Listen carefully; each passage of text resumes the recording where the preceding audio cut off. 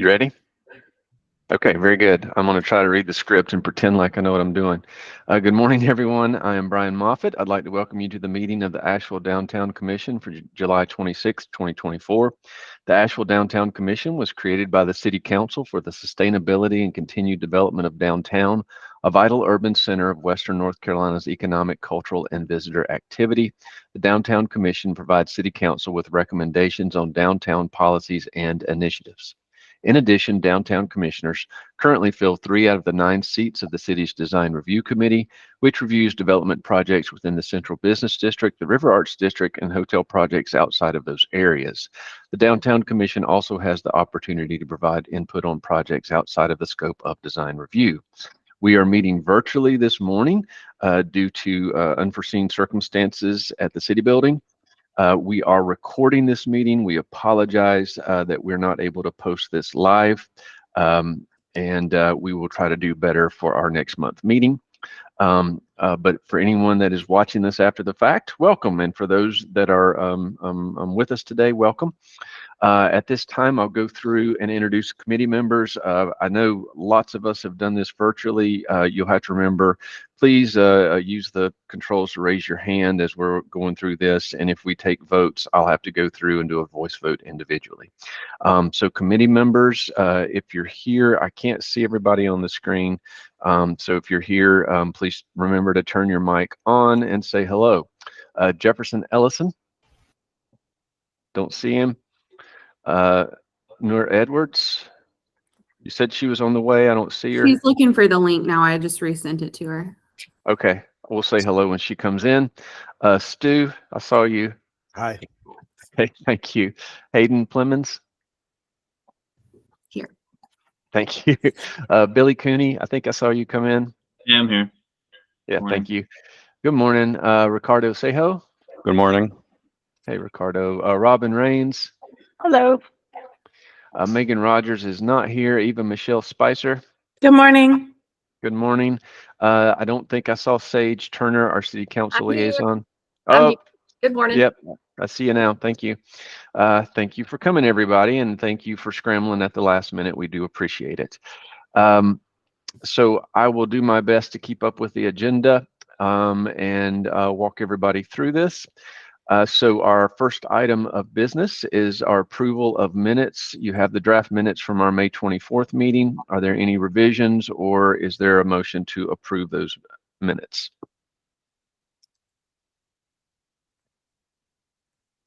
A motion to approve. Thank you, Robin. Is there a second? Second. Thank you. Very good. So I'll have to do a roll call. I haven't seen Noor come in. Did Noor come in? I'm here. Nope. Good morning. Good morning. We're doing a roll call vote, Noor, on the approval of minutes. Noor? Yeah, aye or a or nay? Yay. Yay. That works. Stu? Yay. Thank you. Hayden? Yay. Billy? Yay. I am a yay. Ricardo? Yay. Robin? Yay. Eva Michelle? Yay. And Sage? Hi. Thank you. That motion passes. So our we're gonna. I don't think we received any public comment. Is that true, Dana? I didn't see any. That's correct. Okay, so we didn't have any public comment. So our items of business, we will have a presentation regarding the various stages in the Duke substation project. We'll have a discussion with the bid implementation with Ben and Dana, and then we'll go through our updates and reports and our future agenda items. So our first item is the Duke substation project, and I think Rachel Taylor is going to speak to that. Rachel, would you like to share your screen, or would you like for me to run the deck? Yeah, I'll go ahead and share. If y'all will bear with me, I'm sure there will be a lot of back and forth, so I'm fine to just kind of flip around. All right, and now are y'all seeing that? Great. Okay. Well, good morning. Thanks for having me here. I'm Rachel Taylor, the Economic Development Division Manager, and I'm here today to present some updates about the Duke Energy Rankin Avenue Substation Rebuild Project. So first, what I want to do is our presentation today will provide an overview of the project, highlight the goals, the development process, and then we'll talk about the timeline and next steps. Excuse me. So rebuilding this substation is an opportunity for Duke to meet the growing energy needs while ensuring the city's ability to maintain and expand key facilities. And so when we paused this project, Duke Energy and city staff analyzed locations for the substation and worked together to develop a layout, refine aesthetics, all so that we could meet community, city, and Duke needs and really incorporate that feedback we heard from stakeholders. So now Duke is well into the development approval process, and they have continued to provide project communications throughout the life of this project. So we'll continue to work with Duke and coordinate as the project progresses. And I will say that we've got several members of the Duke team online, so I won't be able to address any technical questions, but they're on board to kind of help round out any questions you guys might have. So to get started, when we paused the project, we really took into consideration all of the feedback we heard, the concerns that we heard from the community, and worked to develop guiding principles for this project. They include providing reliable electricity by rebuilding this substation, designing a site that maintains the ability to renovate or expand Thomas Wolfe and maintain the Harris Cherokee Center. We wanted to design a site that minimizes impact to vegetation, and as well as designing a site that incorporates the design elements that are in keeping with the surrounding area, and ensure that the temporary substation required for the rebuild will be removed at the end of the project. Excuse me. So to ensure reliable electricity with modernized infrastructure, Duke Energy needs to rebuild the substation located on Rankin Avenue. That existing substation is more than 50 years old. So when we went back to the drawing board to consider possible locations, we needed to consider a location for the rebuilt substation within that service area.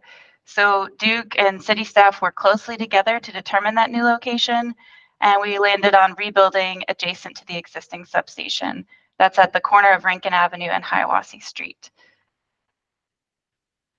So Duke and city staff continued to meet and review and refine to define the recommended development process and project aesthetics. Duke will continue to work in close partnership with city staff and impacted stakeholders throughout the planning, construction, and restoration phases of the project. And we'll make sure that the project goes through all required review processes. I do want to highlight that after rebuilding the Rankin Avenue substation, Duke will build a new substation at their Patton Avenue site that was approved by council in 2019.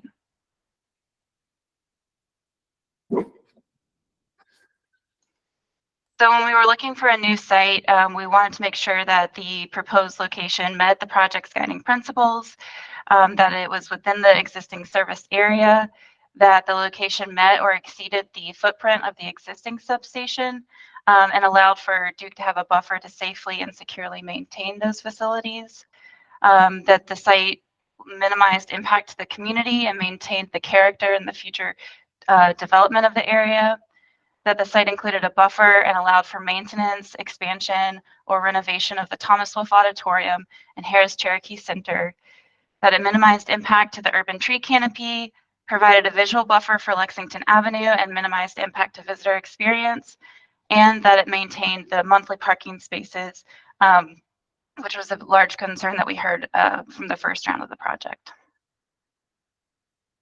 So here's the aerial, excuse me, the aerial view of the new proposed location. You can see Harrah's and Thomas Wolfe there on the left, and then the parcels that we'll be talking about are highlighted in blue. So I'll go through kind of the different steps that are required for this project, but basically Duke Energy and the city will engage in a land exchange. And so you can see the city's parcel that's currently used as employee parking, and then the two Duke parcels there to the side and the bottom of the city's parcel. So this is a rough outline of the new proposed substation rebuild. So you can see it incorporates the employee parking lot, Duke's parcel there on the side, and then a portion of the existing substation parcel.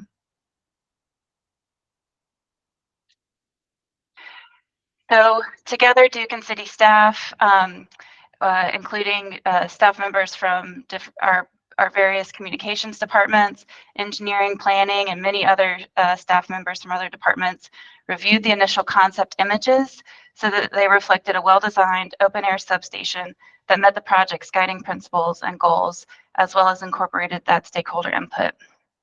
The concept images were also reviewed with specific consideration for the vegetated areas, materials, lighting, sidewalks, drive access, stormwater, safety, accessibility, and UDO compliance.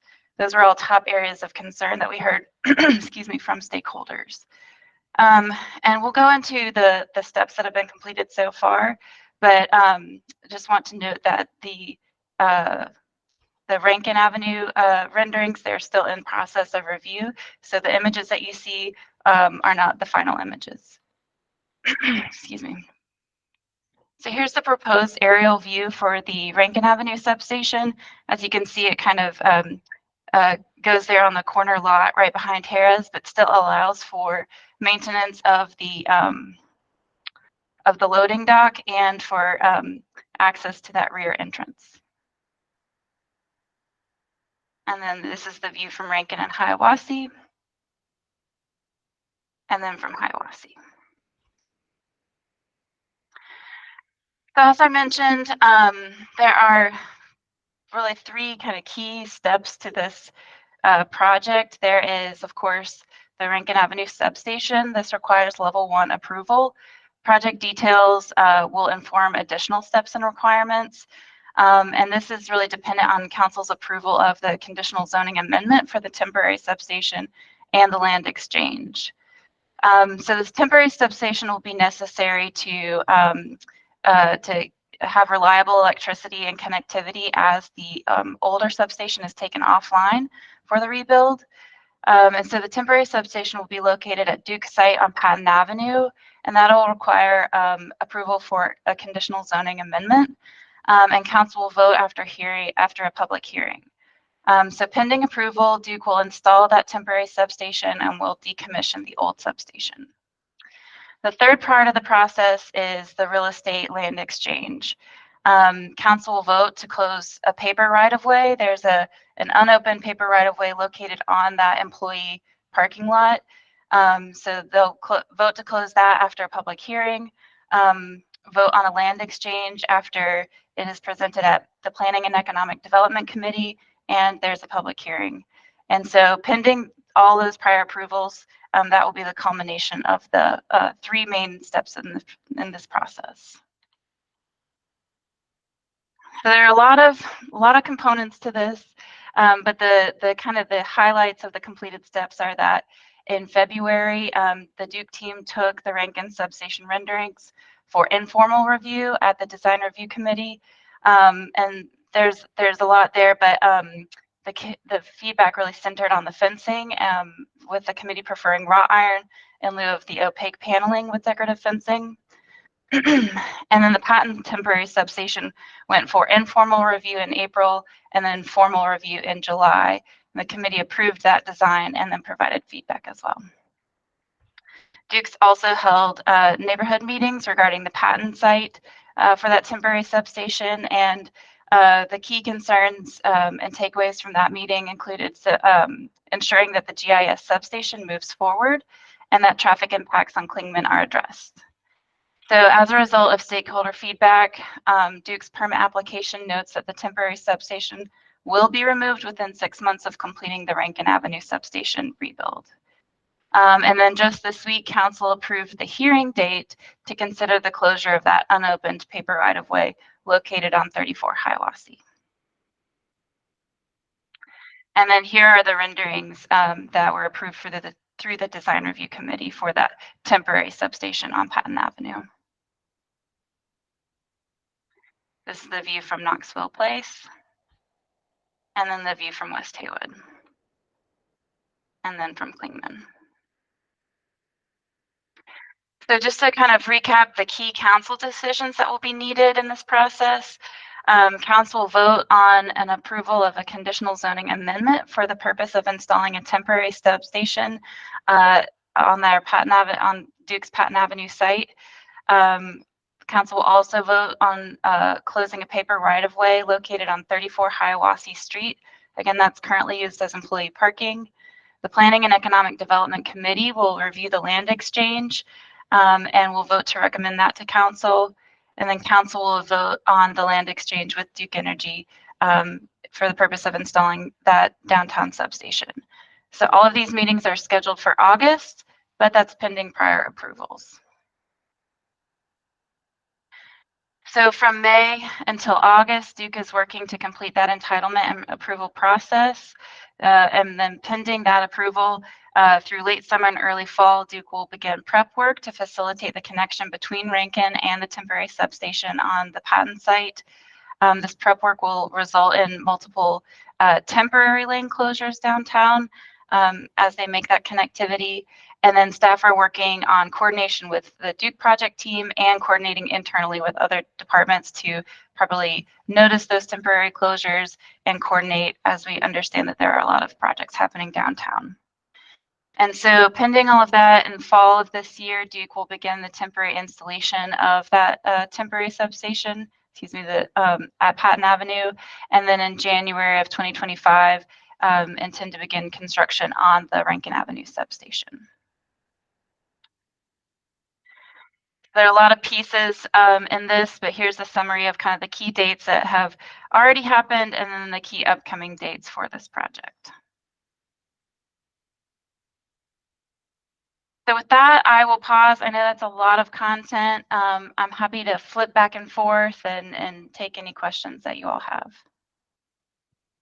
Rachel, one question that I had that I think I got answered, but I want to make sure I understand it correctly. One of the questions that I had early on is why couldn't they go ahead and build the permanent Patton Avenue gas insulated substation and just do it once? And my understanding is that the temporary Patton Avenue substation had to be oversized to take the downtown and that future growth. And then they'd get the downtown one, the one behind the Civic Center, completed, then take the slightly bigger one down and then build the gas insulated one for future growth and stuff. So in other words, the gas insulated one was not designed to take on the additional load of the downtown substation, is why we have to do this back and forth. Is that your understanding as well? And I might invite Jennifer Bennett or Justin Brown with Duke Energy to speak to that a little bit better. Yeah, I would agree with that to some degree, Brian. I think one of our other concerns is just the time frame that it will take to get the Patton Avenue project restarted. We have to update the entire bid package, go through the evaluations, and then the lead time for that equipment is quite significant. So we're also concerned with the health of the existing Rankin substation. Like Rachel said, it is quite old. So we felt it was prudent to get the Rankin substation rebuilt as quickly as possible. Thank you. To people that aren't keeping up with this, it seems like we're going back and forth a lot, and they might just ask that question. So I wanted to go ahead and get that information out there if I could. And then Rachel, you said that I think it's the PD is going to be making sure that the land swap is make a formal recommendation to council on that piece. I would like to point out that in my view as a kind of a designer, the land directly behind Thomas Wolfe is based on some of the discussions I've heard about the future of Thomas Wolfe is pretty valuable to the city. Where the corner of Hiawassee and Rankin behind the Civic Center doesn't have the same kind of immediate planning purposes. So if we're going to address Thomas Wolfe in the back of house for Thomas Wolfe, this is actually really good and good timing for the city. Just putting that out there as well. Yep. and we've been excited to have this opportunity, and one of the reasons why we wanted to kind of come to the table and work with our utility partners. It's not often that you get a chance to move such infrastructure, and so it's a great opportunity to really expand one of our key assets downtown, or at least have the potential to. Do we have any? There you go, Billy. Anybody's got a question? Just raise a hand. Yeah. So my understanding that the temporary station on Patton will eventually become a permanent station in the future. Justin, Yes. do you want to kind of talk through the steps of that? Yes and no. So the area will be used as the permanent station, but the infrastructure that we're going to install for the temporary substation will all be removed. It's just going to be wood poles, which is kind of how we built things back in the day. But the future station is a gas insulated substation, which is completely different infrastructure. So everything for the temporary station will be removed. Is it more compact, I guess? Because I'm asking because that site's so huge and it's at a really prominent corner that serves as sort of a gateway into downtown, and I'm just wondering if the entirety of that site's going to be used, or if there's any opportunity for Duke to work with the city on maybe doing some sort of development there. Yeah, but Billy, when we did that in 2019, so that's a whole redevelopment of the former Volvo site. And I don't have access to that quickly, Dana. I don't know where that is, but they basically designed, so Duke came in and had a proposal. They designed it looks kind of like a little warehouse looking building. I don't know how else to describe it. So it's gas insulated, so it's all internal. It's kind of in the center of that site, so it's in the same spot where the former one is going. And then Duke is working with the city. There will be future development for the other the parcels that are not being occupied by Duke. So Duke's kind of in the center, but down the hill, and there's basically a north and a south parcel, because Duke has a right of way through the center of that to get to the future gas insulated substation. So there'd be a parcel that is on the corner of Patton and Klingman, and then one that's on the corner of Hilliard, I guess, right there in Klingman. So the two corners will become developable sites. And this all, obviously, Billy, as you know, goes into our whole Patton redevelopment and that whole discussion. So yes, that was already part of. So I think we had a CZ, a conditional zoning for that whole project in 19 or 20 or something. It was right when COVID hit, which is one of the reasons why we're trying to get the information back out there. We can get you those plans, Billy, too, just so you can familiarize yourself. Mm-hmm. That Okay, answer cool. your question? Yeah, that's good to know. And then the last question is, does the city have any plans for the site at Rankin? It sounds like maybe it may need to be worked into Thomas Wolfe or something. Yeah, we're coordinating internally, especially with Chris Coral and his department. But kind of from our standpoint, just trying to work through getting to that end point. It'll be probably a couple years before we're even able to have that parcel, ready for development. So we've got some time to kind of work through and get a better understanding of where Chris wants to head with those facilities. Stu, I think you have your hand up. I do. Some of the folks who own businesses along North Lexington Ave are concerned about a particular strip of trees that are in between the little parking lot on Rankin Ave and the back of the buildings on Lexington Ave. Some of the oldest trees in that area and the biggest trees in that area. And so they just asked me to find out what's going to happen to those trees. Let me jump in. So there was the reason Stu, I know you know this. The reason they were concerned is because there was a previous proposal to do a land swap.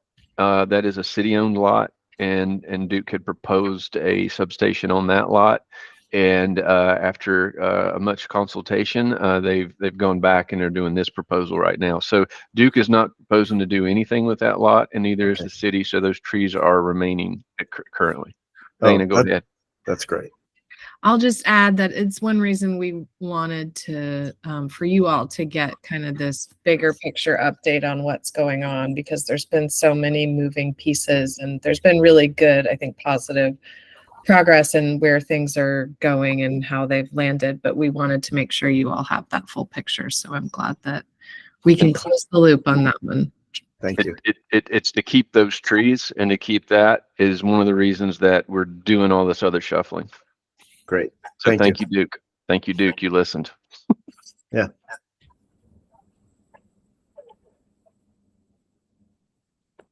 So any other questions on this issue? I really just wanted to make sure that question, honestly, Stu, got answered, that this is a good forum, because we had our both on design review as well as in downtown commission had some serious heartburn with exactly what Stu's talking about, and I just wanted to make sure that we got the alternate information out, that Duke has worked really hard with the city. The city's worked really hard to not just mitigate that concern, but completely take it off the table. And what we're getting is actually a pretty, I think, really good long term for everybody involved. So thank you. Yeah, that's great. Any other questions for Rachel or the Duke team? Rachel, you don't need a resolution or anything from this body, correct, for city council? No, I don't believe we need that. Okay, Thank you. very good. Well, thank you very much. If there are no further questions for this, I'm going to move on to the next item of business. And that is a update on the Business Improvement District implementation. And I think Dana, I don't know if Ben's on here, but someone has that. I think Ben's going to take the lead. Ben, do you want me to share my screen, or would you prefer to share yours? I will ask you to share the screen, Dana, please. I'm not sure that I could do it at this moment. Thank you, Mr. Chair. Good morning, Downtown Commission. It's always a pleasure to see you and be with you on a Friday. I'm going to do a really kind of high-level brief update on where the Downtown Business Improvement District is. And just as a reminder, we are in the process of implementing the district because it is in place. It's been established by City Council. The Downtown Commission has established a kind of a working group. So when I get to the end of this, I'll give a little space for the working group members to add anything they would like to. So Dana, if we can go to the next slide, and this really will be a brief presentation. And to an extent, I would like this to be conversational as much as possible. So Downtown Commission members, if you want to jump in or have a question, please feel free to raise a hand and I'm happy to pause. Real quickly, everybody, I think this commission knows well what a bid is, but just real quickly for the public that maybe or is going to be watching, a bid is a type of a municipal service district. It's authorized by general statutes. It's put in place in a specific geographic area to allow for a enhancement of city services. It could be new services, but generally it's an enhancement of city services. And one thing I always try to make sure people understand, it doesn't replace existing city services. It just enhances those services. City Council, following the Chamber's process and advocacy for the establishment of the bid, City Council did vote to approve that. So we do have a bid boundary in place.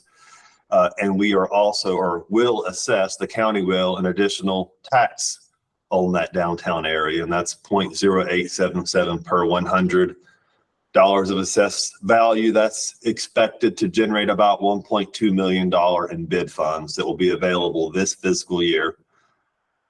City Council, and this has been really helpful, I believe, for staff and for our working group.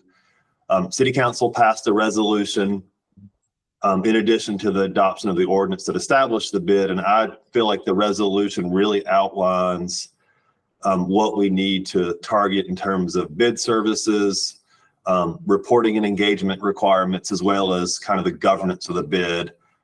All those elements that council included in the resolution are guiding our engagement process that our statutorily required engagement process that we're doing right now, but they'll also guide in a lot of ways what the RFP will include, or the content of the RFP. And again, what we're working towards is getting an RFP out so we can get a service provider in place and we can get this bid enhanced service stood up this fiscal year, because we have to do that. So Dana, if you can go to the next slide. So engagement, we have been really busy. Staff has, and another bid working group, the Downtown Commission Working Group's also been involved in this, but we're really focusing the engagement around the 3 areas that were included in council's resolution. That's first and foremost, enhancing safety and hospitality, then cleaning, and then a discussion about potential special projects, which probably is more likely to occur in the future. Again, we've got a working group in place. We've got a survey out. Dana, I would maybe ask it. I think we've gotten pretty good response to the survey thus far. Is that fair assessment? We could do better, I guess. We can always do better. Help us get the word out. I'm gonna call Jefferson right here in a minute, but so we've got the survey open to August 11th. So there is still time for downtown commissioners to help us get the word out, and I'll turn it over to Jefferson.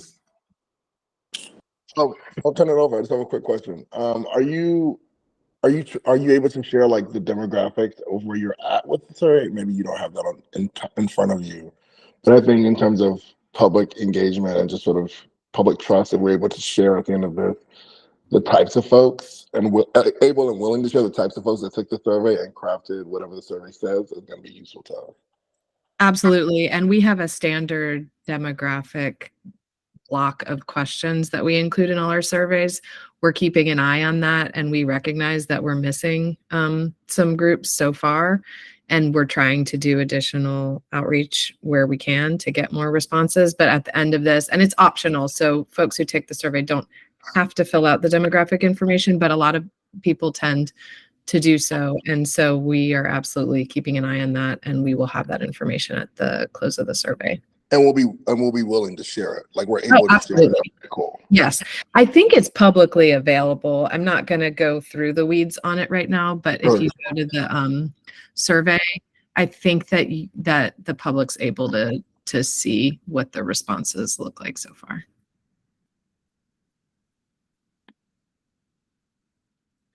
Real quick, Dana, this is Sage. If we don't feel like we have enough response, will we double down and try another round, or is it just one round and done? That's a good question. So I think I'll take an opportunity to look at this timeline, and that's really what we're working back from.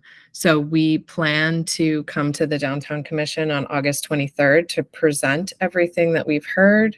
And if we can hit that date, we would be heading to City Council's Planning and Economic Development Committee September 9th and issuing the RFP as soon as possible soon after.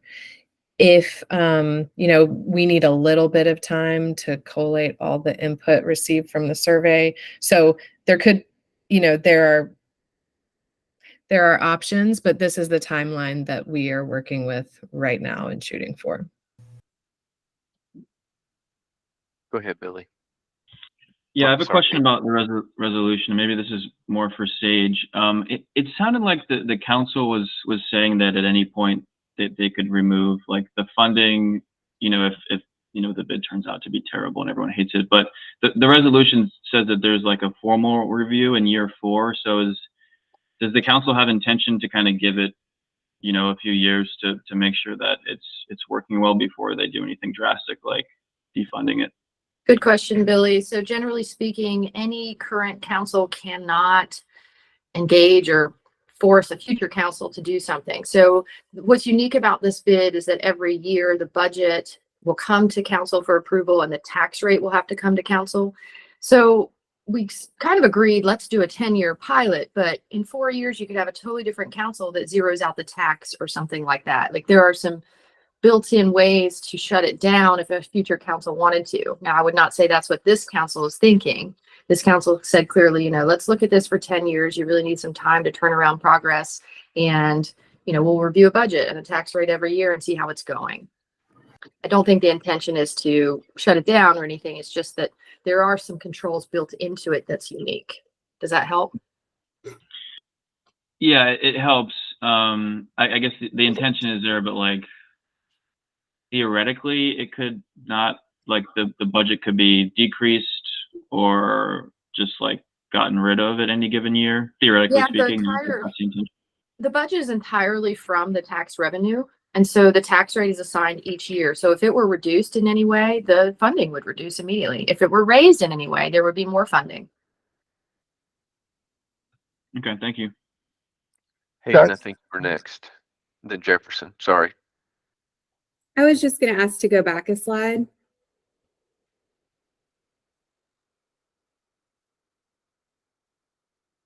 And I'm curious, I didn't see down as focus group meetings, property owners. And we're not planning to convene property owners in particular. These focus groups are targeted towards those who we feel like may have been, or we've heard throughout the process, may have been underrepresented in the previous engagement and advocacy process that had taken place. So we obviously have the survey that's available to everybody, and we really want to maximize participation. And the focus groups are really to try to hear from folks who maybe haven't had as much of a say in the previous process. So that's the focus of the focus groups. And I'd invite Ben to add anything to that if he'd like to. Yeah, I think that's right, Dana. We have a pretty good feel based on the chamber's engagement. I think property owners are well represented. Of course, we're encouraging everybody to take the survey, so there's always the ability to provide feedback. But I do like, and I'll say this and we can move from this slide. The way we were supplementing the survey was these focus group meetings, and we're really, again, as Dana said very well, we're trying to connect directly with groups that didn't feel like they were engaged. That doesn't mean that we didn't try to engage them in the run up to the bid, but we just want to make sure that everybody has access to the bid implementation. And I think that just as we keep doing questions, that kind of finishes this slide for me, I think. So, and Brian, I'll turn it back over to you actually to manage questions if that's okay, or Mr. Chair. Thank you. Hayden, did that answer your question? I can see you thinking. I just, as the bid is literally a direct millage rate for property owners, I think that would be important. But so we also have, you all established a downtown commission bid implementation working group, and we have gone over this engagement plan with them. I would encourage downtown commission members to consider their involvement with this. We plan to come back to the downtown commission with all of the input we've received and ask you all for some key input on aspects of the RFP before we move forward. But in terms of the engagement plan, we kind of are past that point at this juncture. Thank you. Jefferson, go ahead. I just, for the public knowledge, want to acknowledge that based on those focus groups, there will be property owners in each demographic of that. And so, but to Hayden's point, if there's a way for us to aim those focus groups, then because I know I'm in one of the focus groups, be sure to like name this focus group while focusing on this. There are property owners on the block and in East End, right? Like, and so like naming which group has property owners in it, who will be paying in the tax. I think that could be relevant, because I agree with Hayden. Like, we should hear from the people who we are charging. But I also wanted to go back to Sage's point about the tax rate changing every year. That was something that we brought up on our meeting when we tried to take a vote on this, is like having the RFP be where, since the tax rate is being reviewed every year, so is the board. And like, isn't that what was discussed at the council meeting, that the RFP will allow for a yearly review of all the things that can change, including the people running the bid? Right. The RFP will flush all of that out in detail. But it's not just the tax rate that can change. It's also the map that can change like yearly. Isn't it set up where the map can change every year? Gosh, I'm not sure if I'm not sure. I suppose it could. I mean, everything seems fluid. It'd be a larger undertaking, but yes, I imagine it could be adopted and changed. And I think just from all the public conversations happening, I think it's really important that this body get really clear on what is possible and what is plausible, right? And so it may not be plausible that certain things change, but it is possible that the map can change, the tax rate can change, and the presence of a board and the makeup of that board could change every year. Yeah. And Jefferson, you're making a great point that reminds me to say, this downtown commission will be the body. When Brian started out and started talking about what this commission is chartered to do, this body checking in with the bid every year would be a great thing. Giving feedback to council on the bid every year would be a great thing. This is the downtown body,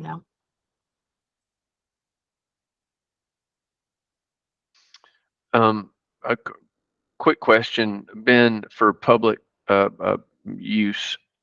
Can you, obviously you as assistant city manager are more or less kind of the point person for this, but can you describe the different city departments that are currently involved in this bid implementation RFP effort? So that's a good question. So it's going to be a lot, but I'm going to kind of frame this.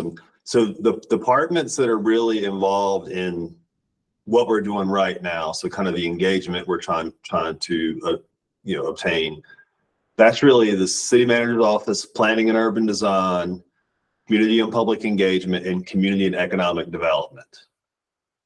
So that's kind of the core group that's trying to manage the engagement process, and we're doing the focus groups and everything. But in terms of the review of the RFP and how that connects to our other operational departments, they're all involved. So Dana convenes a regular downtown management task force, and that is comprised of every department in the city. And that is the body that we're using internally to kind of vet and share the engagement and help us make sure that we're developing an RFP that also works for the operational department. So that's police, fire, community responders, public works, parks. So we're really just all hands on deck on this. It's a big city priority for us. Okay. Do we have other questions? So we've talked about the demographics of and how the city is seeking engagement. We've talked a little bit about the schedule. We've talked about the way, I mean, honestly, the resolution had a lot more in it than I thought it was going to when we talked about this before council voted. So there's already a lot in the resolution that I thought was going to be in the RFP. So that kind of really gives you a lot of structure that you're going with. But I want to bring out that what Sage said, that current council cannot bind future council. And as this is not a state law, just a city resolution, a future council could change the resolution or adopt a resolution amending this one. So, we don't think they're going to do that. That historically has not been the way the city, does everything. But that is a possibility.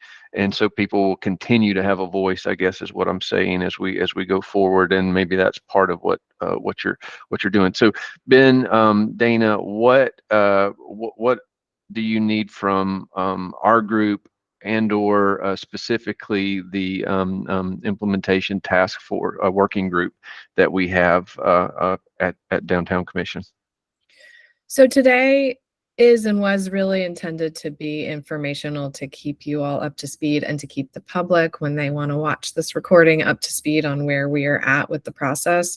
We'll convene another working group meeting towards the end of this engagement process. We've also been inviting the working group members to each of these focus groups that we have convened, so they may listen in. so prior to coming back to the full downtown commission, we'll meet with the working group and get feedback and guidance from them on what comes to the commission. And from there, hopefully we'll have really good clarity on the content of the RFP. Ben, do you have anything to add? I've got 3 hands up. Jefferson and, oh, no, Jefferson put his down. So Billy and then Stu. So my understanding is that the RFP is going to provide a little bit more clarity on the services that the bid is going to provide, and based on the input that the city is doing, that those services may not necessarily be aligned with the initial proposal, which is to focus on cleaning and hiring ambassadors. Am I correct on that? That's capable of being changed? And if so, who's involved with actually writing the RFP and specifying those services based on the input that's being provided from the public and stakeholders? So thanks for the question. Council has provided, these service areas that will be included in the initial services that the bid is launching. We are in the survey digging into a little bit more details within that. So under safety and hospitality, within safety and hospitality, what are the key priorities to focus on in this first year? So we're getting that feedback through this input process. And yes, the idea is that further fleshes out the details of the RFP and what the services are that we're asking for in this first year. So I think that, yeah, and then we're going to come back to you all with that, right? And say, did we get this right? And move forward with those services. So there's some flexibility. However, council has provided, fairly clear guidance on these service areas, but we're asking for more input on, what the priorities are within those focus areas. Yeah, I just wanted to clarify that, like you said, there's the service areas, but that doesn't necessarily mean that the bid has to hire ambassadors, let's say, because I know that was a big point of contention. And if the input comes back that nobody really wants ambassadors and that more money needs to be spent on special projects or, infrastructure or programming or, creating parks and stuff like that, that's a possibility. Billy, that's exactly the input I'm looking for, Billy. And let me get off. I can come on camera now. Sorry, I'm in the middle of too many things. I'm definitely looking for that input. And if we were to say, if all the feedback came back and said, we just don't want ambassadors and we need lighting and everybody says lighting, then we'd probably talk about it. I suspect though, and this was our goal with that resolution, was to kind of gel our support around the ideas. And there was support for this ambassador type position, whether or not it's the biggest need, right? Like it was presented in a draft form of the majority of the funding. That is very much susceptible to change, I would say. Can Dana, do you mind pulling up the resolution? Because I would say if you're not going to do the, it's in the resolution, bid services. Here's the bid services that are outlined in the resolution passed by council. Safety and hospitality services, it's on page 2. Direct, provide, manage, enter into contracts for dedicated unarmed community stewards, sometimes referred to as ambassadors. So it's literally in the resolution that they're going to do that. So staff has already been directed to write the RFP to provide that. So in other words, if during this process, people say we don't want that, then council would have to amend their resolution, because right now they've resolved to direct staff through the city manager to write a RFP having these. So you're kind of reopening there it is. It's in the resolution. So this is what staff has been directed by council to provide an RFP around. And this is already, in other words, Billy, I think at least the way I understand it, this is directing staff, and they are operating underneath this. And I know that we've got a lot of community input, but that community input would have to go back through staff to council to redirect this. I've got Stu, Jefferson, and then Dana. So let me shut up and get to other people. Stu, go ahead. I just wanted to kind of propose a paper campaign to try to inform people downtown, because I'm still very surprised when I walk around downtown and talk to even business owners that own the property, own the business, and I ask them, are you aware of the bid? And they say no, like they don't even know about it. And I would be very willing myself to walk around downtown and hand people pieces of paper that had some bullet points about the bid. I feel like a paper campaign would be very effective right now. We can't depend on the internet to spread all of our information for us. For one thing, Facebook and Instagram have implemented some algorithms that disfavor any posts that mention words like city council or city hall or any political words like that at all. So it's really hard right now to spread information using social media. So I don't know if there was a postcard or just an 8x10 or 8.5 by 11 or something that I would only need to hand out like 1,000 of these things to really inform a lot of people in downtown. So I just want to put that on the table. I know it's a little old fashioned, but I feel like it's kind of, I feel like it would go a long way to explain. As we learn more about the bid, there seems to be a wider and wider gap between what we know and what the public knows. Thank you, Stu. Sure. That's great. That's really good. Jefferson, go ahead. I agree with Stu. I also am just curious if, something we talked about when we were talking about this before it went back to city council, with some of this is like this whole process has become like an avatar for something outside of what this process is for. And a lot of this, like much of small town politics, is the community being heard. And we keep saying how this body is here to hear the community and then advise city council based on what we think and what we're hearing from the community. And so is there a way for us to make that meeting where Dana and team come back in September, where they're basically saying, here's all the work we've done. Did we get this right? Is there a way for one of those meetings to have 30 to an hour for public comment and not like just comment, but engagement? Because I think last time the public came and they spoke, but we couldn't really engage with them. So if we're saying we heard this in these surveys, so this is what we did. Is this what you wanted? Is this what you thought? Like, there's no discussion happening right now with the people who we're using to inform what's happening. I think that's why sometimes it feels like the community feels like we're not hearing them, because we took the survey and then we did something, but we never checked in with the people who took the survey on if this is what they meant. So let me restate that, make sure I understand. You're asking for maybe in August and September, but at least in September, not just a public comment where you got 3 minutes and we sit there and nod our heads, and then at the end of it, we disregard it all and vote, but an actual back and forth with the community to test what's come, a more extended public comment engagement conversation. Is that what I'm hearing? Yeah, because and then because to Sage's point about, and to you and Sage's point about, rewriting the resolution, I also, if I'm remembering correctly, that budget that we all saw was from the people who want to apply for the bid, but they don't have, as of right now, we have not adopted the budget of that $1.2 million. So, even if we have to have ambassadors, they could get 200,000 instead of $1 million. And to me, that feels like something that could be a part of the conversation of like, hey, we heard you. We didn't want to redo this whole process, so we just reduced the ambassador budget. I think it maybe like can we invite a group of people to come to a meeting and like go through a presentation with them?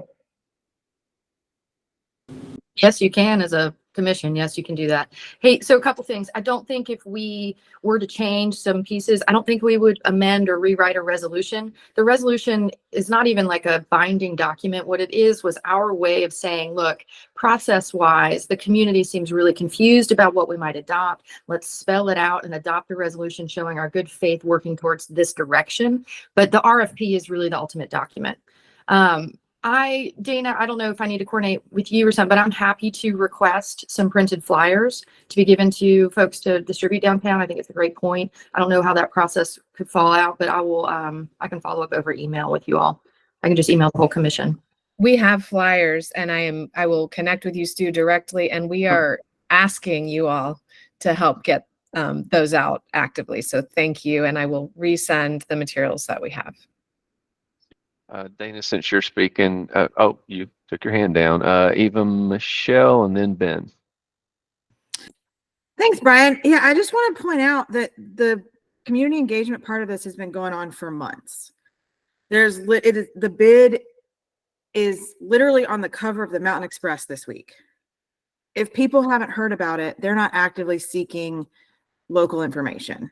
And so my concern is that then we're going to say, hey, do you now care? And it's like, well, where have you been for the last year of this? When several of us have been attacked for our work on this, the information is out there. There has to be some onus on the citizens to go find said information. It's literally on the cover of the Mountain Express this week. Even Michelle, I agree with you that you guys have done a great job of trying to talk to people. I don't think it's fair for this body to say that you don't know about something right now. It's because you don't care, and so now you care. I don't think that this body should be taking that stance. I agree you've done a lot of work. I also agree that I don't think anyone on the steering committee should have been vandalized. I think that is always a step too far. I just think it's our job to sit on this commission to constantly find ways to make sure everyone gets the information they need to be informed, no matter how late in the game they're getting access to it. That's just where I'm at with it. I agree. But there have been a lot of ways that people could have been informed by now. And so the hand holding, like, as I'm not a property owner downtown. Yes, ma'am. I will be paying the tax through a triple net lease. Yes, ma'am. So I am also anxious for my taxes to be used. So the more we drag our feet on this, the more discord we're going to have.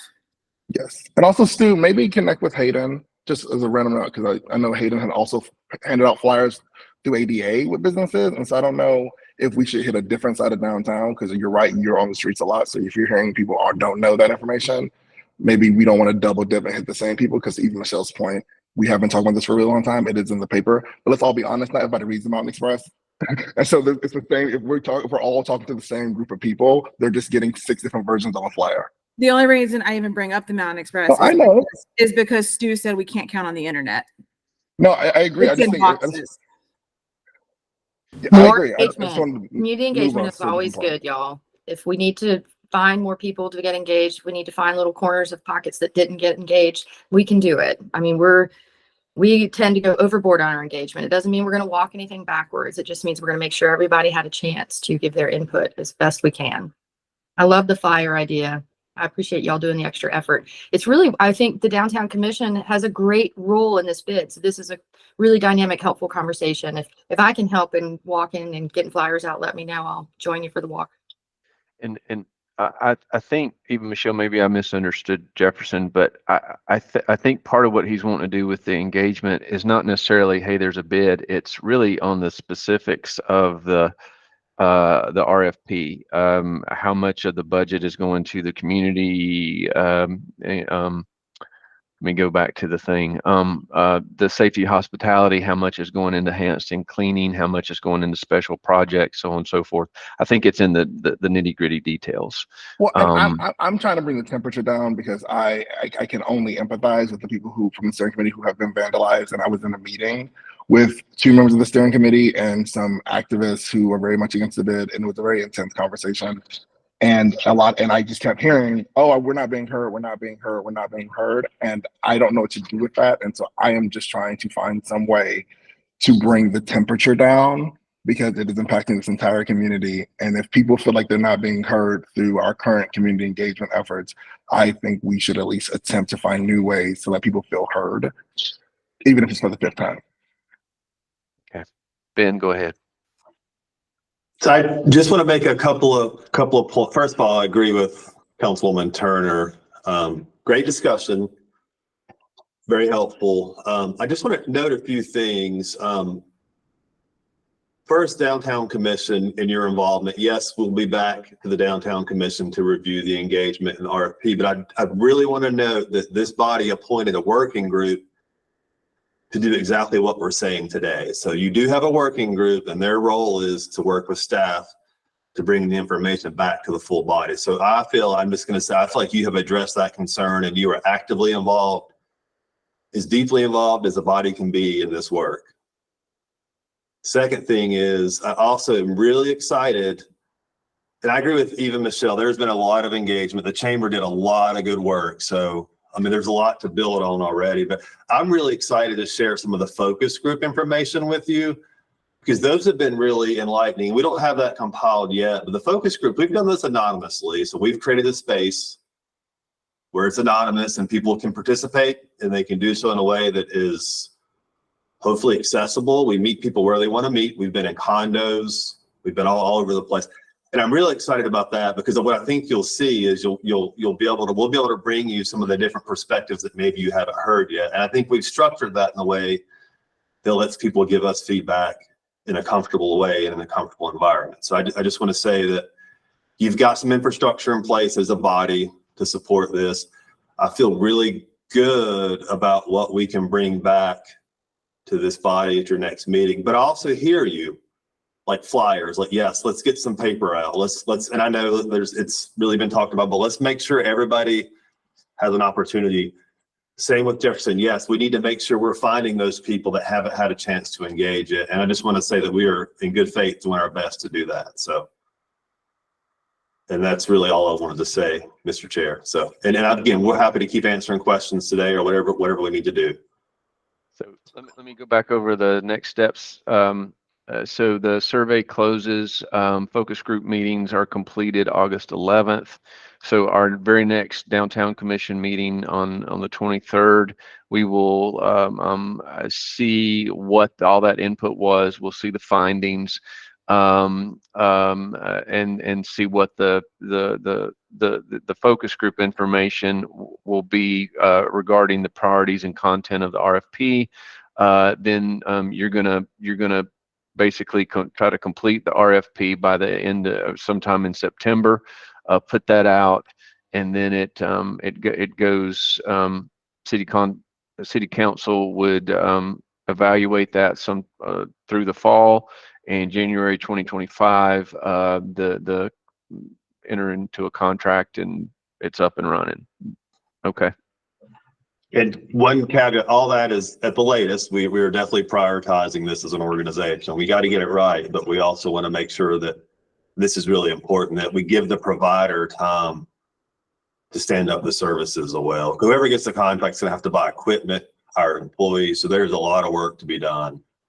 Yeah, just because the service provider goes operational, so to speak, in January 2025, they might not be fully staffed until the summer. If it's 3 to 6 month hiring process. And by statute, we have to have some elements of enhanced services operational by June 30th. Okay, Jefferson. Really quickly, with the new flyer, is it possible to have something on there about becoming a vendor with the city and the ABI process, so that the community at large can feel invited to apply to the RFP, so that we don't have people feeling like they didn't know? Because there's going to be people from the community who apply, who've been very a part of this process. And I just imagine that could bring more hullabaloo if we aren't transparent now with how you can apply, what it takes to apply, and all that jazz. I'm seeing that more as part of an outreach process when the RFP goes live. Sure. If that sounds acceptable, but I think that is that's really good input for us to incorporate. I think it's fine. I just think it's the same with this right now. Like the earlier we can start saying words, the longer we can say we've been talking about it to the community. And so if somebody wants to apply for something and they need to go through the ABI process, they have questions, and not going with pressure on the deadline, I think that will help the community feel like everyone was invited to be a part of this. That's a great comment, Jefferson, and I'm actually glad you raised that. Rachel Taylor's, and I'm not going to put you on the spot, Rachel. Rachel's on the call, but one thing I'll note is we do have, as part of that team, Rachel is part of our engagement. But we also have Marcus Kirkman. So Marcus Kirkman, who's our business inclusion manager, has been heavily engaged in this, and we'll make sure that gets back to Marcus, because that is a great way for him, to do some of his work around this process as well. And I don't know if you want to add anything, Rachel. Yeah, and that was an important part of having Marcus, several pieces, really, that there's so much opportunity with the bid. And so we're really excited to have Marcus as a part of this entire conversation throughout. Also, so he started in that office in April, so really excited to have him there.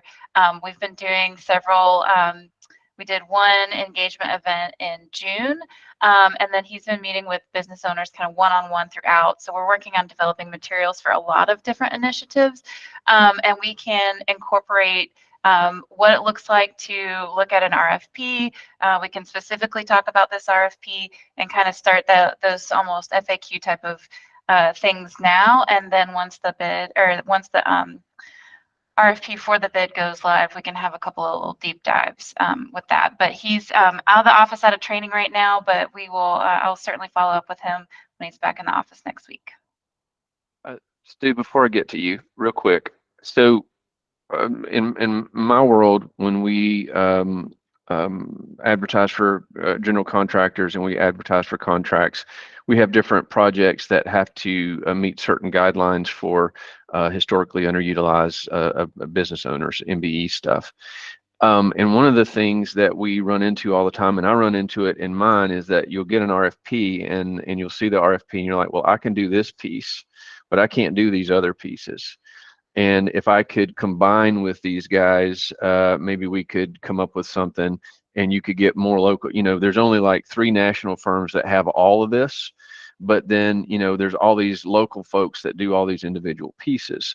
And so a lot of times we'll give incentives to umbrella organizations to, hey, we're setting a participation standard here. And if you can show that you've pulled in and tried to pull in these different pieces, subcontract here, subcontract there, is that part of this process, and is that part of what Marcus is doing, is kind of helping people see? I'm going to what Jefferson's talking about. There are probably folks in town that were like, I could do the enhanced cleaning, but I can't do the special projects or the hospitality stuff. How do I get my name in the pot for the enhanced cleaning? Who do they partner with and team with? That I think that should be part of this overall discussion. Sorry, I don't know if that's maybe that's a comment, not a question.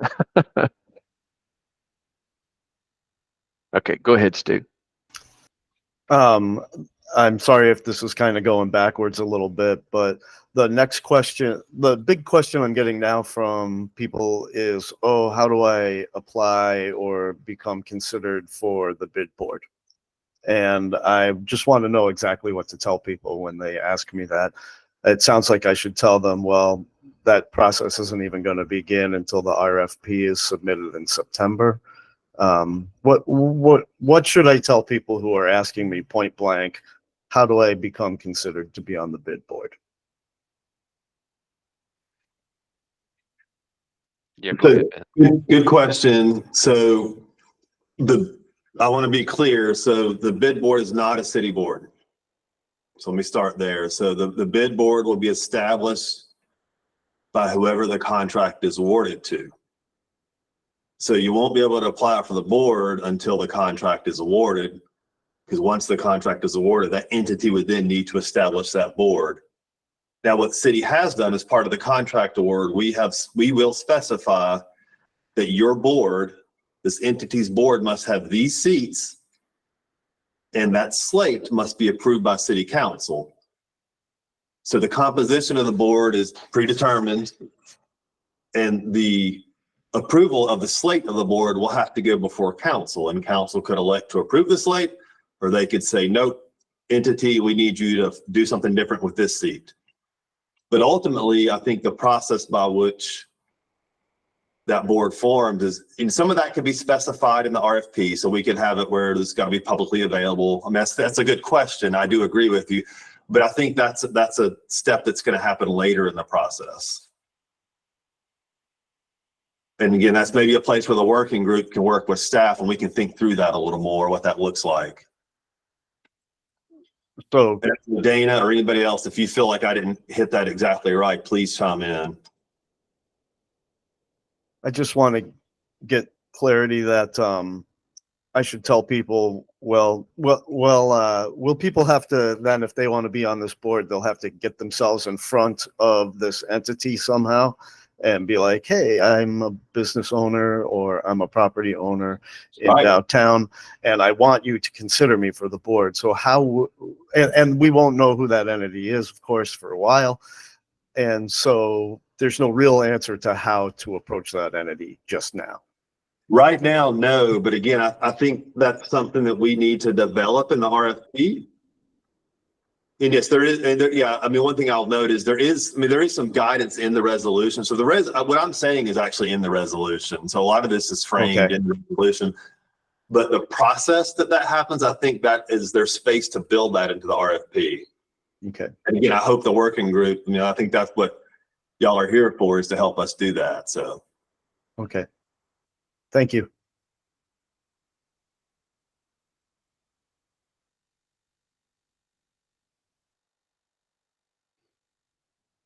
This was a good discussion. I'll add one more thing real quick, Stu. One of the things I really pushed for was that all board seat applications be made public and that we get to look at all of them. So this idea of the slate is a proposed slate from the entity that accepts or wins the RFP. But, council will have the ability to, I'd say, pull and replace as needed.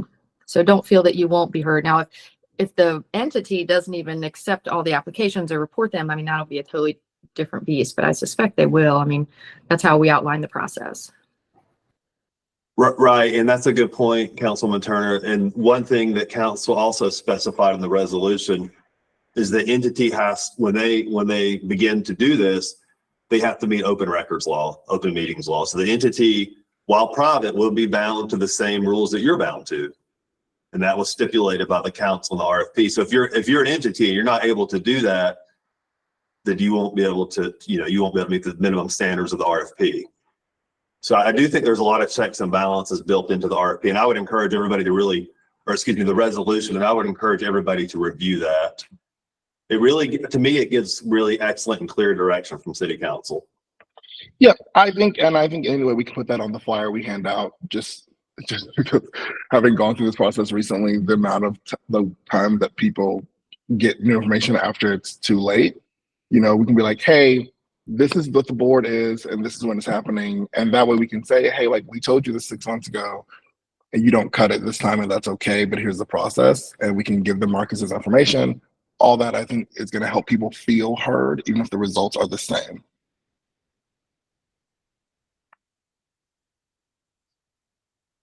Thank you. This was a good discussion. Did we, Ben, Dana, thank you very much for walking us through that. I think got a little bit of a handle on next steps and some things that we can do. And you've gotten, Ben and Dana, you've gotten lots of volunteers to walk around with paper, so that's kind of fun. Thank y'all for that. Any final comments? Otherwise, we're going to move into our updates and reports. Very good. So our first update and report is for Public Space Enhancement Committee. Hayden, do you have anything on that? Sure. We set a date for our first meeting, which will be in August, and we're going to be sending out invites with just information on what the subcommittee is, and if folks want to join. So we have started a list of people who have previously served on a similar committee in the past, and if you have any suggestions, let us know. Dana, did you want me to talk about what the Downtown Association is working on right now, or under the Public Realm Enhancement Committee, or do you want me to save that for ADA update? Okay, either one. Well, I do anticipate our first conversation will be around winter in downtown. We're working on connecting with local businesses to see if they have an interest in contributing to purchasing an investment in holiday lights or winter lights for Pritchard Park and Pack Square, and if we can raise enough money, maybe adjacent streets. Also looking at kind of activation throughout the winter season to bring folks, locals and visitors to downtown during kind of the slower months. And we think that an installation of winter lights will really encourage folks to make them feel safer and want to spend more time in downtown during those winter months. Somewhere Mary Fearley is very, very happy. Yes. Okay, thank you very much. Any questions for Hayden on Public Space Enhancement Committee or what the ADA is working on that piece? She'll have a chance to respond for others. Design review, Ricardo. Yeah, for the I guess I have to do 2 meetings, right? Since we didn't meet last time. June meeting. Ricardo, I can hardly hear you. Sorry, I had the microphone up. I got to do 2 meetings, right? Since we didn't meet last time, but for the June meeting, we decided there was a 20 Simpson Street formal review, which is a rehab of an industrial building just off of the Swannanoa behind Lowe's. This is a proposal to divide an existing warehouse building into 2 spaces to house Asheville Craft Exchange and to serve as a warehouse for a window contractor. This was pretty minor intervention, not a lot to talk about, and a good thing because it's a rehabilitation of an abandoned building essentially. Then we had a Courtyard Hotel formal review, which was actually a re-review of the previously approved Courtyard Hotel on 215 Haywood Street. They had some minor changes, relocated a room, which affects the facade. They're raising the parapets to screen rooftop equipment, and they are adding 2 green roof areas. And all of the changes really made the building even better than before. So all well received. We had DRC rules and procedures update, which was the first vote for updates to boards and commissions rules language on length and concurrency of terms, filling of unexpired terms, and voting. We had to vote twice on that, so June was the first pass at it. Then we had the Thompson at Billmore, which was a formal review for a 4-story multifamily development, 48 units over podium parking on 2 Micah Place, which is near the Village Pub. This was also fairly straightforward. We had a lot of public comment from neighbors, but unfortunately, I don't think people understand exactly what our role is, so there wasn't much that we could do. There was a lot of speaking against it from neighbors, but all of that stuff is out of our purview. So as far as the sign review, that was also approved. Then we had the Riverside Drive residences formal review, which was the continued formal review from April for the project in the River Arts District that's seeking an amendment to conditional zoning to add a second additional story. They had already gotten approval for 1, and for additional height over what is allowed in the district, which they had already been approved for. We've talked about this project before.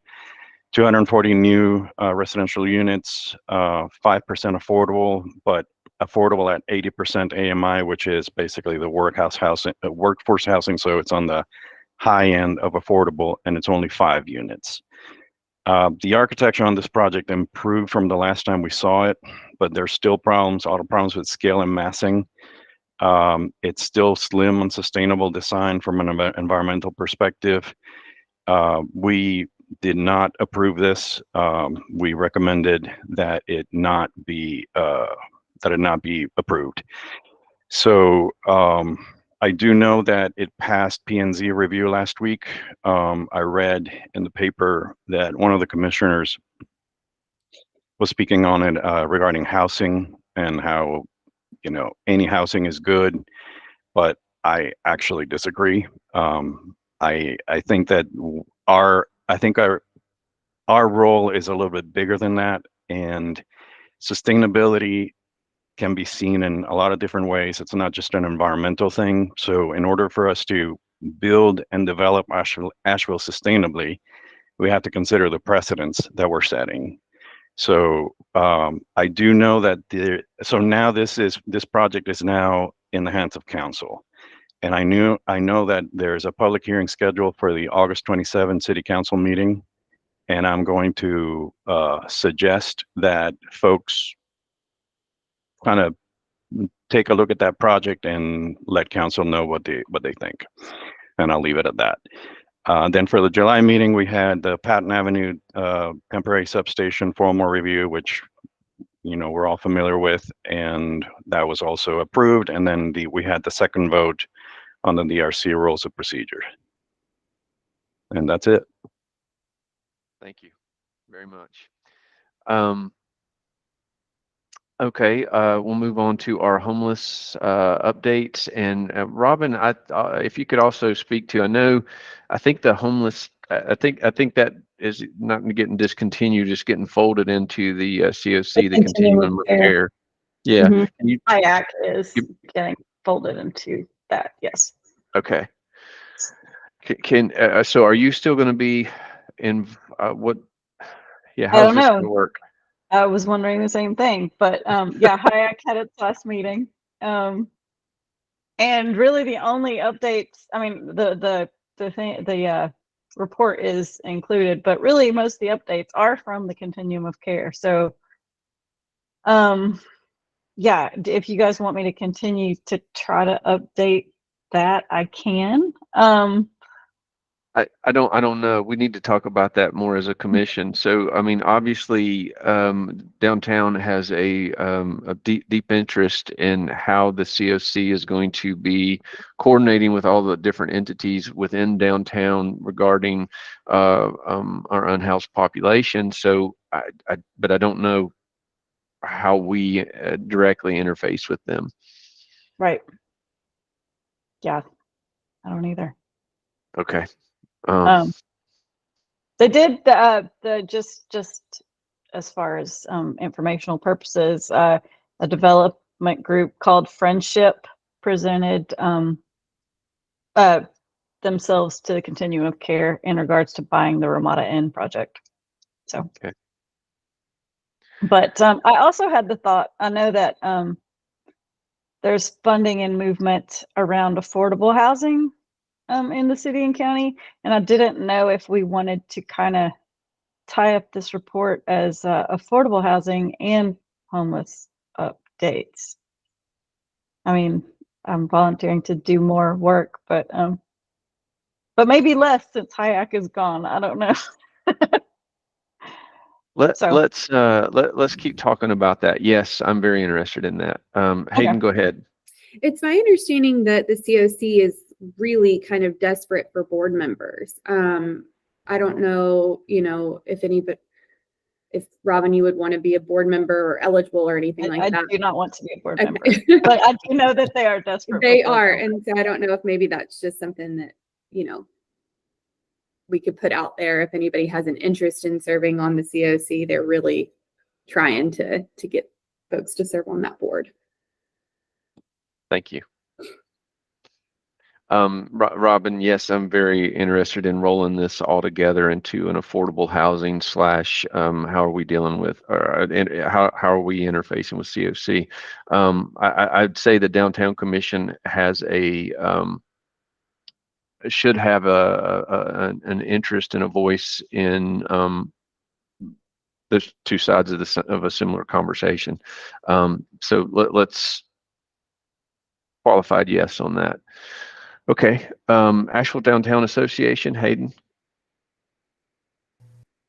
Yeah, I think we're really celebrating winter in July here, trying to get ramped up for winter in downtown and get folks on board for that. We're really excited to partner with Leaf Global Arts for Downtown After 5 in August. We also to bring back Leaf Downtown. And we're launching our policy and advocacy committee that will help to inform our board going forward. So there's a lot of opportunities to get involved at each level at ADA. Very good. Thank you. Dana, general downtown updates. Thank you. Just need a second to pull this up. I will go ahead and share my screen since you all love staring at words, I'm sure.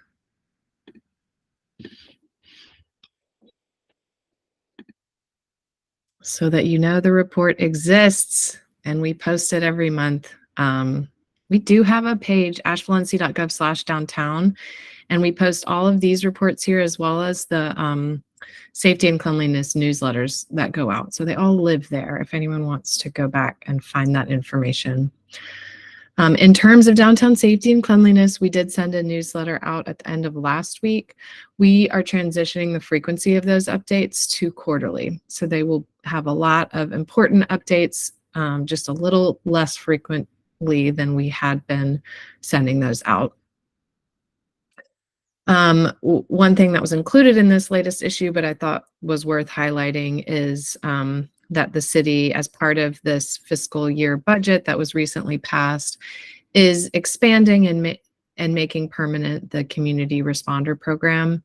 So a team is in the process of being hired. A manager to oversee program development is on board. She started a few weeks ago. So they're gonna get rolling soon with a fully fleshed out permanent program. And I just encourage, I think that's great news, and encourage you all to keep up with that. We're gonna have some good data that we're tracking along the way. And so that is good news to share. Also, we have updated one of the pages on the city's website, a homeless services page, which provides some good guidance on things, different places to call and resources that are that folks might be looking for who want to better understand what the city is doing related to homelessness and how they can learn more about those efforts. Solid waste master plan. So city council did approve a contract for this planning process. And I just want to highlight that the scope of work includes development of a downtown waste and storage collection plan that's downtown specific, really thinking of some of the innovative ways that we could handle solid waste. And so the kickoff is planned for the first week in September. So please stay tuned for how downtown can be engaged with that process. We'll definitely be looking for some help to work with some different businesses and understand different operational needs related to solid waste. But city has been trying to get funding for this plan for quite some time, and now it is happening. So that's exciting. Budget adoption, I mentioned, and I'm not going to go through all of these details, but there are some useful links here about what was prioritized in the city's budget. Also the alignment with City Council's 6 strategic priorities that they identified in their annual retreat: neighborhood and climate resilience, equitable, affordable housing and stability, improve and maintain infrastructure and core services, reparations, reimagining public safety, and homeless strategies. So I encourage you to familiarize yourself with this upcoming budget and the priorities within that. Oh, this item was out of date. I'm sorry about that. Downtown capital projects update was provided. That was back in May. You can go watch that recording. Public restroom update. So following up on this Portland Loo facility that will be open 24/7 to the public at College and Rankin in the public space. In addition to the facility, there are improvements being made to that public space, including landscaping, including security cameras. So we're expecting the facility to be delivered at the end of August. And we will give everyone a heads up. I know neighbors, it's going to come in on a big crane. So we'll give folks a heads up on the date once we know that.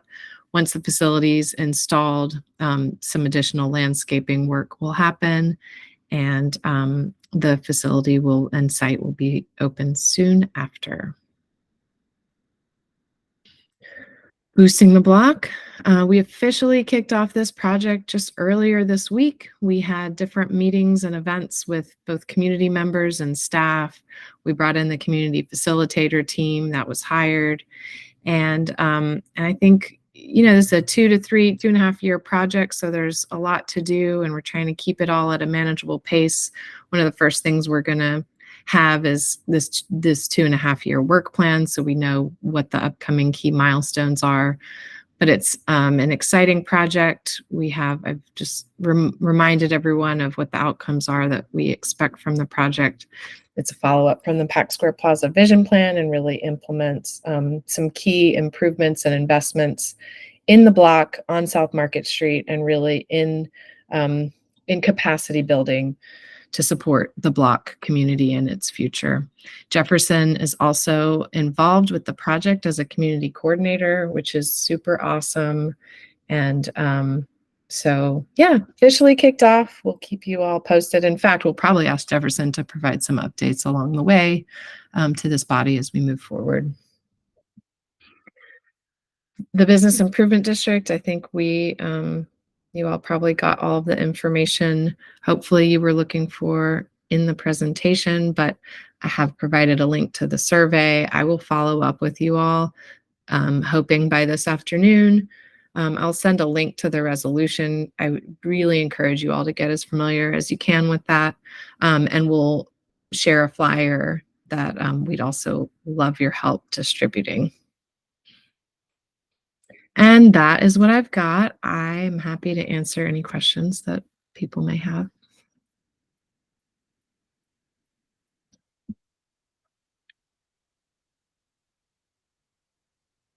Okay. Great update, Dana. Thank you. Thank you. Are we going to have a ribbon cutting for the bathroom? Good question. I think we should. I agree that we should. That's fun. So we'll put that on as a future agenda item. So future agenda item, I think Sasha is going to be coming to talk to us maybe next month. Is that right, Dana? About she's in charge of the whole thing for affordable housing, but hopefully we can, and Robin, we can fold this in what we were just talking about with what are some specific things we can look at for downtown. So I think that's on for August. We're asking APD city manager's office to provide an update on public safety in our August meeting, and hopefully that will also kind of go together with our broader the bid discussion as well, I think. So that's up there. There's a development. There's a project that is working through the city at 45 South Side that we will be talking about. And again, when we talk about these, I'm trying to use these more for our benefit. These are the kinds of projects that our policies generate in our do. So it's like we're looking at the project to look at our policies. And with that, I'm interested in having a broader discussion as we come up on our 2-year anniversary of I think that's right. Aren't we 2 years in on the hotel overlay, something like that, close to it? I'm sorry, Dana, go ahead. I know there's a whole thing there.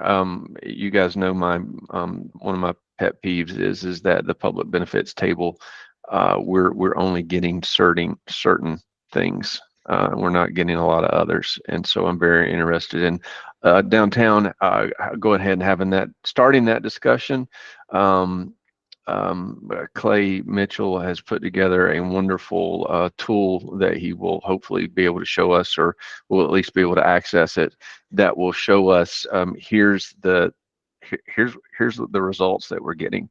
This is what's actually happened. Here's the hotels that have come through, and here's the public benefits that have been provided, and we can I want to start having that discussion sooner rather than later. Sorry, Dana, I might have jumped the gun on that, but are there other future agenda items that you want to go ahead and let us know about now? Sage, go ahead. Well, I don't have the agenda in front of me. Is there a council update on here? Yeah, there is. I just skipped it because I'm stupid. I'm sorry. City council updates. I just have a couple things I see that you guys were kind of bringing up. It's great that Sasha is coming next time. In years past, we had regular updates on affordable housing in downtown, and I used to give them when I was on downtown commission because I was also the chair of affordable housing.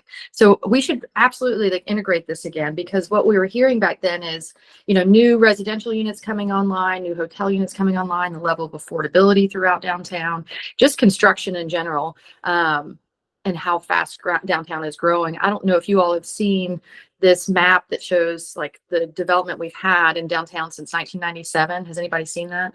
It's a colorful map. It's not much, that's what I'm getting at. We haven't developed that much in downtown, so that conversation's kind of bubbling up. And I think it's good for downtown commission to kind of be on the pulse of what is being built in downtown and what is not. Because currently we have some projects we've approved that have not come out of the ground yet and may not ever. So we're kind of trying to understand our own development climate.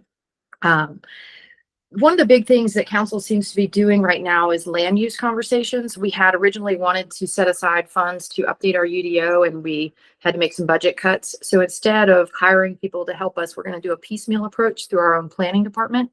And we've just outlined a process that is going to touch on several of the things you guys talked about, including things like updates to the hotel overlay, which are queuing up. It's great you guys are having those conversations now, because I think we are looking at them early next year. So let's get all that data moving and through committees and then to us. The other thing is just around, you've probably seen there's P&Z put forth a couple recommendations around parking minimums. Now, you all don't normally hear this because downtown doesn't have parking minimums or parking requirements. And the idea is that the rest of the city possibly should not either. And that's what's being proposed. It may come to council in September. It may get pushed back a lot or blended into other items. It's still left to be seen. But one thing I really want to kind of frame for y'all that would be helpful, and I think a positive step, would be if this commission had input on housing in general downtown ahead of the bonds. And I say that because I've been talking with other folks, even at the county. The county did a lot of bonds. We're going to put about $20 million in affordable housing bonds on the ballot. Should they pass, we'll start talking about how they're spent. But Brownie Newman, the current chair of the commission for the county, and I had some talks about making a concise statement that we want X amount of units developed in downtown. The number I've been saying is like 3,000. And I'm saying this to help you guys get your gears going about whether or not the commission would like to make a recommendation around really focusing housing in downtown. It's under your purview to make recommendations like that to council. A lot of the conversations we have in community that we're seeing kickback on or pushback on are when these large housing projects are in neighborhoods, and there's a lot of desire on council to get them in downtown along corridors. And I wonder if this commission might weigh in on that and have a recommendation in the future that downtown should be focused for development. A few years ago, it was our primary focus point coming out of our downtown commission retreat to see a boom in residential population in downtown. That was the goal. So I'm not sure where you guys are on your retreat goals and stuff, but if that's something you're interested in, please start mulling over that. If the commission would like to gel up a recommendation on housing in downtown in general, I think that would be helpful. And then Robin, I see your hand go up. We did hear about a offer around purchasing the Ramada, and the details are still being panned out, but it does look like that's possibly going to happen. And it's a similar model to what the last one was. It was half voucher accepting for veterans and half folks locally that are in need of emergency housing or stabilizing housing. Go ahead, Robin. Do you have a question for me? I just wanted to mention what Brian and I have talked about a couple of times.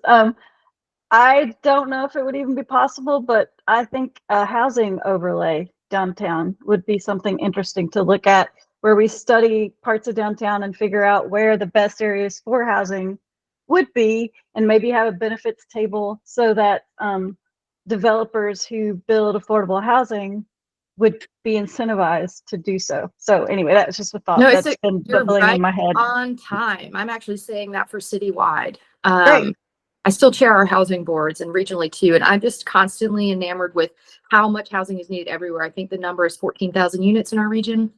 We don't want 14,000 in remote areas that are currently forested. We need corridors and urban environments. So I would love to see what I'm calling a multifamily overlay that attaches itself to corridors and stuff. I don't know how that will play out, if an overlay is the right term, but if you can imagine what the hotel process went through, the goal of that process was to outline it, prescribe it, make it clear, give it certain locations. And for that, then we were able to say, okay, you guys go do that. We don't need to hear every single hotel project if you meet X, Y, Z. And I think much like Clay is going to bring you around the hotel community benefits and what it's brought through these projects in the last couple of years, I think we could do the same thing for housing and assess. I think in the last 2 years, council has reviewed 22 commercial or conditional zonings, 22 projects in 2 years. So we have a lot of data to see like what was the end result of that conditional zoning, other than like thousands of hours of time gone into conversations. Were the outcomes pretty consistent, right? And if they were, can we set up a prescription for it so that we can take all of that politicizing out of it and really focus on what we have, which is a housing crisis. So I love the idea. We're trying to kind of build up on it right now. It's kind of, councilwomen are talking about it. I've kind of drafted an outline of sorts. So I think it's coming up. I don't think it would just be for downtown, but citywide. Wouldn't that be amazing, right? That would be great. More to come on that for sure. Awesome. And if you have any other questions for me on council right now, it's a good time. Okay, well, thanks. That's all I have.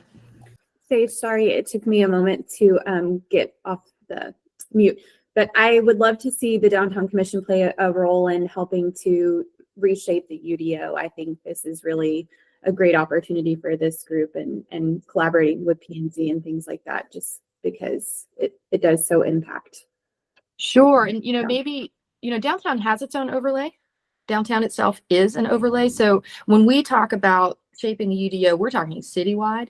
We're really looking at specifically Chapter 7, which is the primary development chapter, and how it intersects with all these other parts of ordinances. But I could send you what PED, our Planning and Economic Development Committee, outlined in chunks. I guess I'll try and paraphrase. Instead of bringing a whole bunch of stuff at once, the planning department would like to bring things almost quarterly and a few UDO changes at a time, queuing up for the next. So at all times throughout the year, these committees would be working on future UDO updates while also finishing off the previous quarters. Like it'd just be a constantly rotating machine of UDO updates until we could make some progress. And who and how they weigh in on that process is still yet to be decided. But if it were specific to downtown, absolutely. I want you guys to be the voice of downtown because we don't have one, right? You guys are it. So, you could be making suggestions to us, recommendations, writing monthly, updates to us. We'd love for you to do this, just kind of planting seeds. All of that would be absolutely welcome at council.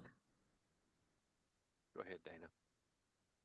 Just to add to that my hope when we come back to you all as staff is that we can kind of lay out the different approaches we're taking, which includes UDO updates. It includes this affordable housing plan, but help you guys consider some options on how best to plug in on this. So that's and let's my not hope. forget design guidelines, right? That's Yeah, still absolutely. I mean, we did get the funding to do it, and that is specific to you all and your downtown district.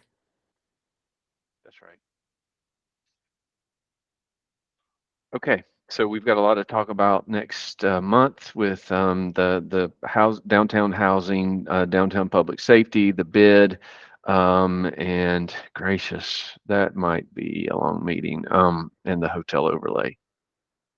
I might have bit off more than I can chew. So we'll do our best. Any other closing comments or things that you would like to talk about before we adjourn? Good luck to Eva.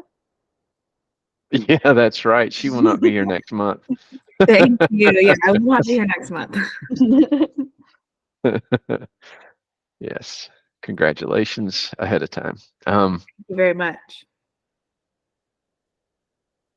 Very good. Do I have a motion to adjourn? A Oh, come motion on. to adjourn. Very good. There's a second. Seconded. All in favor, you may log off. Thank you very much for coming. See y'all next time.